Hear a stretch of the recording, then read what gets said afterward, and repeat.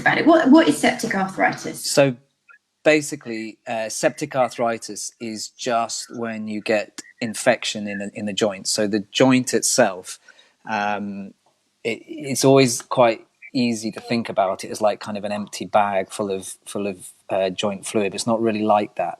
What you've got your cartilage layers that take the weight of the animal, and you've just got that thin layer of fluid that's like the oil in a gearbox, which is your joint fluid.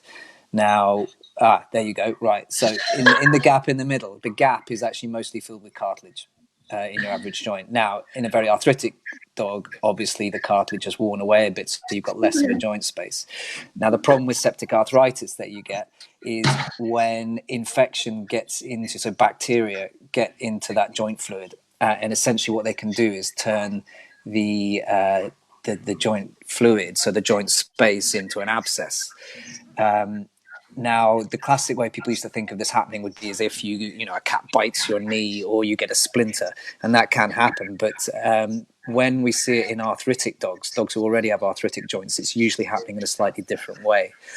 So what you've got to think about is the changes that happen in an arthritic joint. Usually when you have your bone is very beautifully designed, and it reacts to the pressures you apply to it. So it's all smoothed and all the channels run in the same direction. And that's just the way it reacts to the forces that are applied to it. So it builds like a really nice scaffold, kind of like the inside of a cathedral. It's all arched and everything is beautiful. Now, when you get arthritis, you get all this new bone formation, and all the tissues thicken up and become really congested, and so do the blood vessels.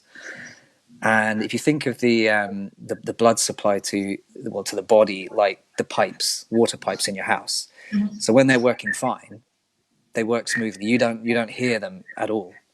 Once you start getting problems in there, like if you get limescale or something like that, you can hear knocking or rushing, and that's because the flow in there is turbulent. So instead of the water flowing smoothly, it's all jumbling around. Now the same happens in your blood vessels. So once the bone, instead of being all smooth and beautifully designed and efficient, is all complex and altered, then once that happens, you get thin and curved and tortuous blood vessels.